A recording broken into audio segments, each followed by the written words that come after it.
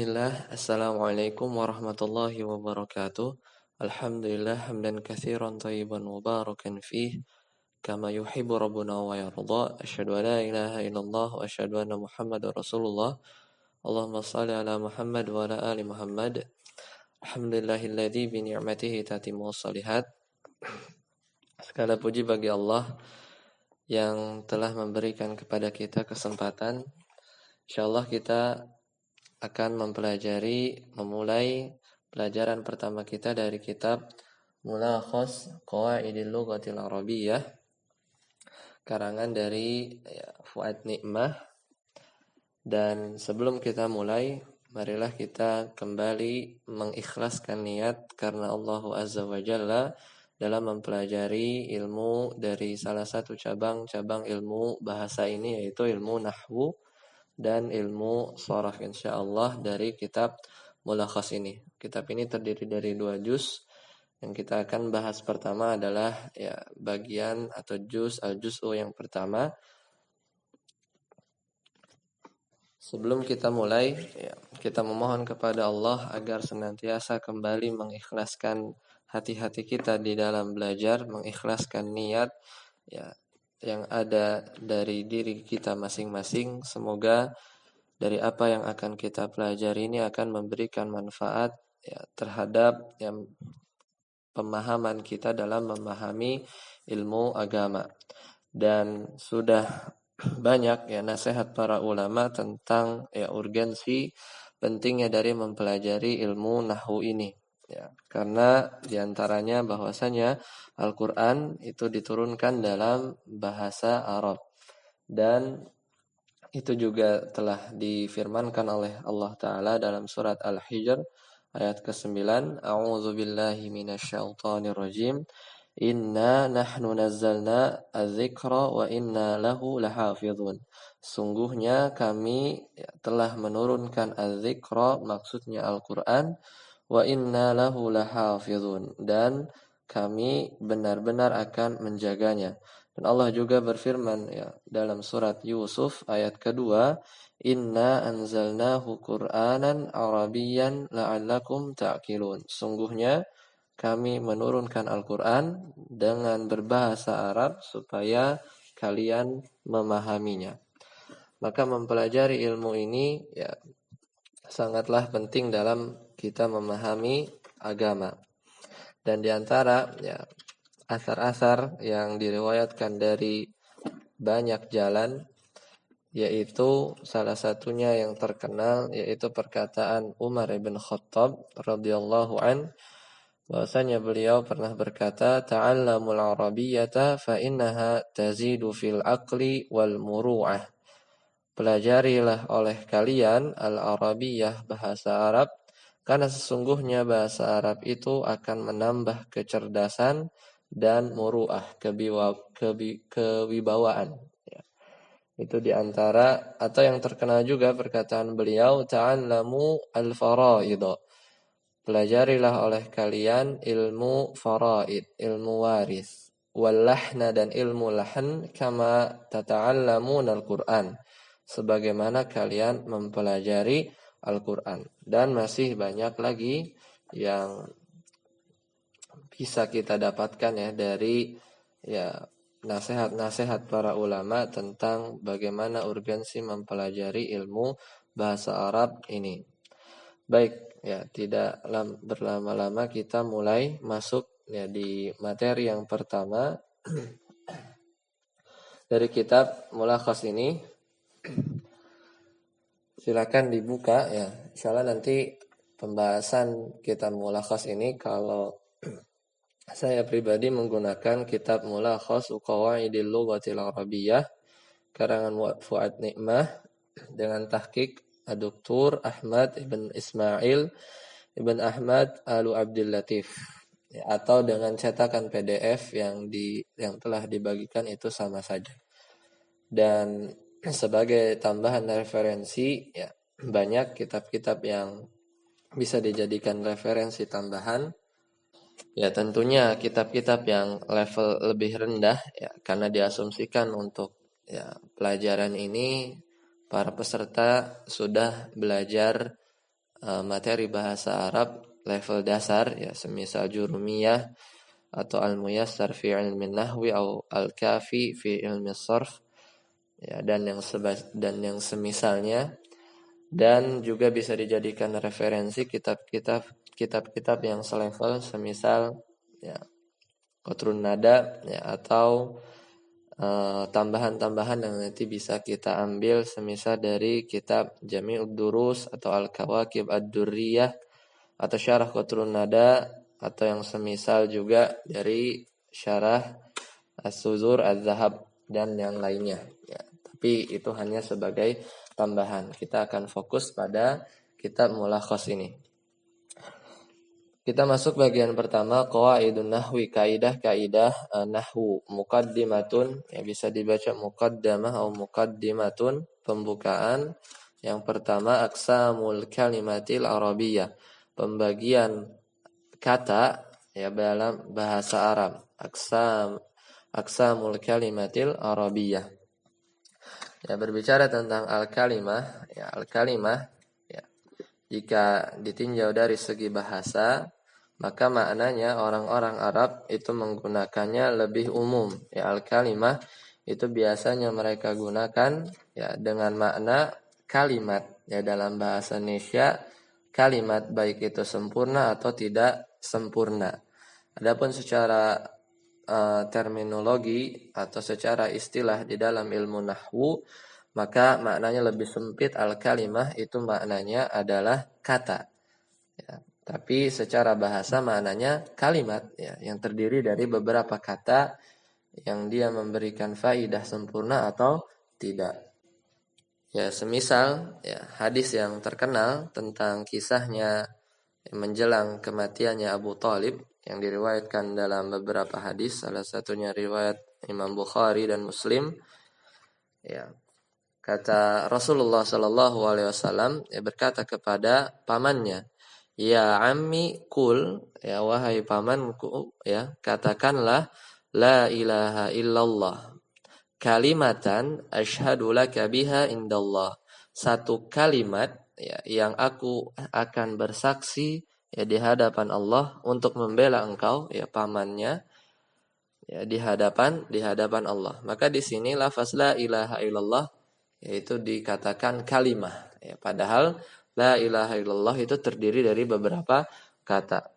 Atau juga semisal dalam surat ya, Al-Mu'minun ayat 100 ya, Allah Ta'ala berfirman ya, kalla innaha kalimatun huwa qailuha, sekali-kali tidak, bahwasanya itu hanyalah kalimat ya, atau satu kalimat yang dia ucapkan. Ini isyarat kepada ayat sebelumnya di ayat 99 dari surat Al-Mu'minun tadi. Ya, sebelumnya ayatnya berbunyi Rabbirji'uni la'alli a'malu salihan fima taraktu. Ya Rabb, kembalikanlah aku ya ke dunia ya agar aku bisa beramal saleh dari apa-apa yang telah aku tinggalkan. Nah, justru barulah kalla innaha kalimatun. Jadi kalimatun isyarat kepada beberapa kalimat. Rabbi itu kalimat sempurna, irjimat sempurna, la'alli amalu salihan, dan seterusnya itu juga merupakan bagian dari kalimat yang sempurna. Kemudian an-nahwu qawaidu yu'rafu biha wazifatu kulli kalimatin dakhilal jumlati. Nahwu adalah kaidah-kaidah yang ya, dari kaidah yang dari sana, dari kaidah-kaidah tersebut itu bisa diketahui jabatan-jabatan setiap kata yang masuk ya di dalam suatu kalimat. Wadabtu awakhiril kalimati, dan juga kaidah-kaidah yang dengannya kita mengetahui harokat akhir dan wa kaifiyatu i'rabiha, dan bagaimana cara mengi'rabnya. Ya dulu bahwasanya ya, ilmu nahwu itu kadang-kadang dimutlakan juga pembahasannya masuk pada pembahasan shorof dan juga i'rab. Ya, jadi shorof dan i'rab. Nahwu itu identik dengan i'rabnya karena shorof tidak membahas i'rab. Ya, semisal di kitab Al-Usul ya Ibn Sarraj itu juga menggabungkan Ya dikatakan ilmu nahwu. Ini tapi masuk di dalamnya pembahasan i'rab dan shorof. Tapi mulai datang belakangan semisal Alkitab Asy-Syibawaih misalnya itu justru kadang ya disatukan ya. Sudah bercampur antara pembahasan shorof dan i'rab. Kemudian berjalan seiring waktu ya ilmu nahwu itu ya erat kaitannya atau dimutlakan hanya kepada pembahasan dari segi i'rab saja. Ya, sedangkan ilmu yang mempelajari ya bagaimana ya bentuk-bentuk kata itu dimutlakan kepada ilmu shorof. Yaitu berjalan dari sisi perkembangan ilmu nahwu. Wa tanqasimul kalimatul arabiyyatu salasata aqsamin, dan kata dalam bahasa Arab itu terbagi menjadi 3, ya, ismin wa fi'lin harfin. Isim, fi'il dan huruf. Kan kita bahas satu per satu. Ya, pembagian ini juga masyhur ya di level-level bawah atau level-level dasar ya terbagi menjadi 3. Meskipun ya ada yang membaginya menjadi 4 dengan menambahkan yang keempat yaitu isim fi'il. Tapi di sini masih sama menjadi 3 saja, isim, fi'il dan huruf. Yang pertama ya al-ula al-ism. Yang pertama isim. Huwa kullu kalimatin tadulu ala insanin aw hayawanin aw nabatin aw jamadin aw makanin aw zamanin aw sifatin aw ma'na mujarradin minaz zamani. Yaitu setiap kata yang menunjukkan atas makna manusia atau juga hewan atau juga tumbuhan atau benda mati atau satu tempat atau waktu atau sifat atau makna-makna yang mujarrad yang tidak berkaitan dengan waktu, ya mujarradin minaz zaman. Ini definisi kalau ditinjau dari sisi ya ilmu ya yang membahas misalnya usul fikih atau dari sisi ilmu mantik ini terlalu bertele-tele. Tapi juga kadang justru definisi yang seperti ini juga dilakukan oleh Nabi Muhammad SAW tatkala mendefinisikan apa itu iman, apa itu Islam. Ya justru disebutkan ya definisinya dengan contoh-contoh ya. Apa itu Islam? Anta syahada la ilaha illallah wa anna Muhammadan Rasulullah wa iqamas shalah dan seterusnya dari hadis Jibril. Ya justru disebutkan atau didefinisikan dengan menyebutkan contoh-contohnya. Ya, tapi yang kita kenal dari beberapa definisi isim, ya semisal di kitab Muyasar, al-ismu huwa kalimatun dalat ala ma'nan walam tuktaran bizaman. Ya bizamanin. Ya, isim adalah kata yang menunjukkan atas satu makna dan tidak terikat oleh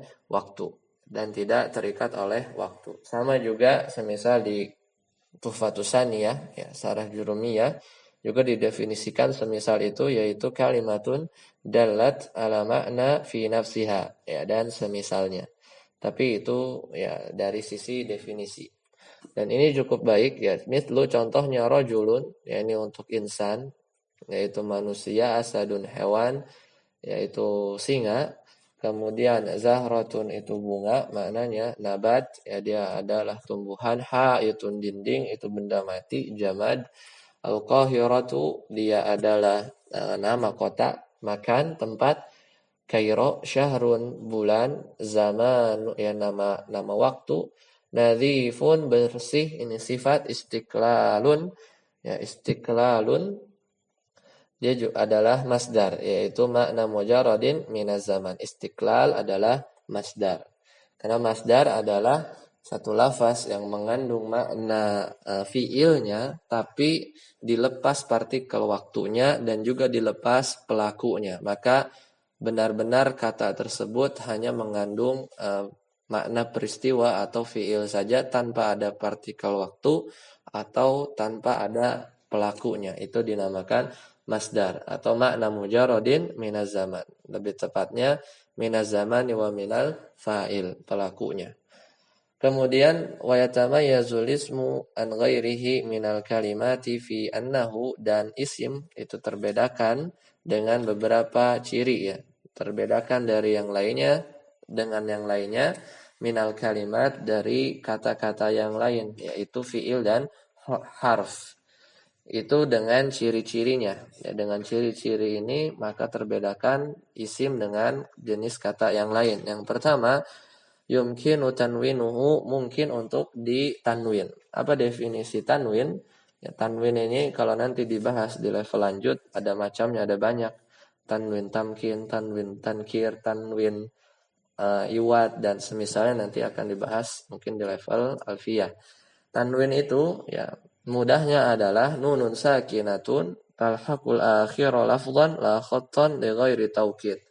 Tanwin itu adalah ya nun mati, nun sukun yang dia ada di akhir satu kata secara lafaz tertulis ya, secara lafaz ya, tapi dia secara lafaz tidak tertulis ya, tapi dia dibaca. Makanya contohnya rajulun, kitabun, syajaratun. Lelaki, buku dan pohon. Rajulun kan hasalnya atau terbacanya semisal ra, ya, jim, lam dan nun. Rajulun. Tapi tertulis dengan terwakili oleh dhammatain. Rajulun, kitabun, syajaratun.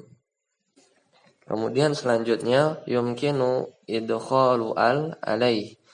Jadi dimungkinkan untuk dimasuki alif lam ya, pada isim tersebut. Misal ar-rajulu, lelaki itu, al-kitabu, buku itu, asy-syajaratu, pohon itu. Ya, alif lam ini menjadi ciri bagi isim.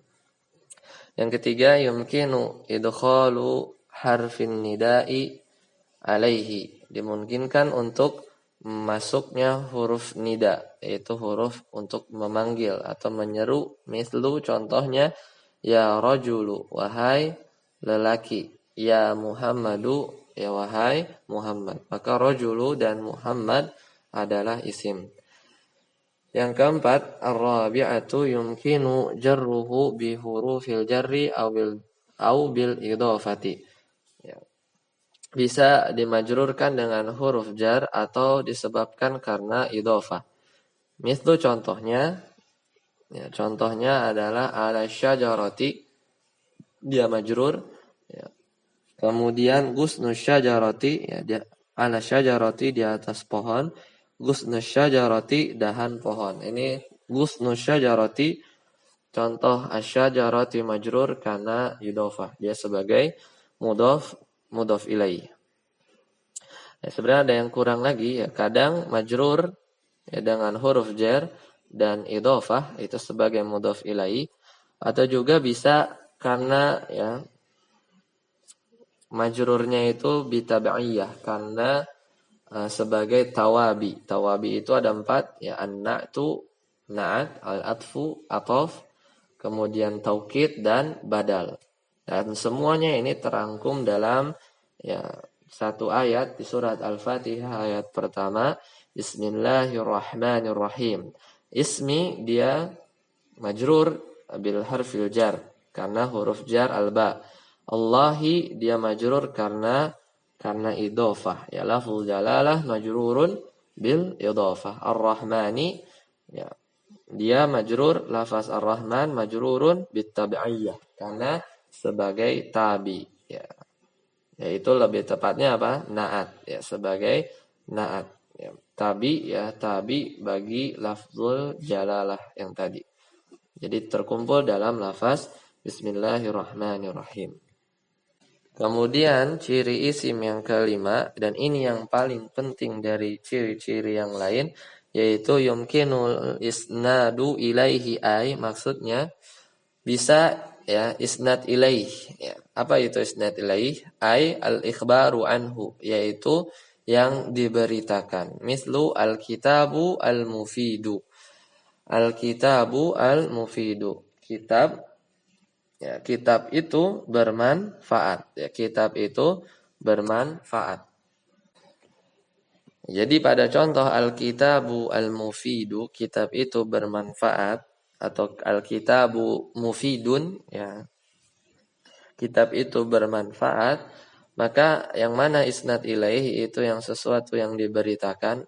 Isnad ilaih juga bisa disebut musnad ilaih, yaitu al-kitab, karena al-kitab itu diberitakan dengannya ya tentang al-mufid. Satu berita kebermanfaatan. Jadi kitab itu bermanfaat. Dalam jumlah, dalam kalimat, ya mesti dia tersusun dari musnad dan musnad ilaih.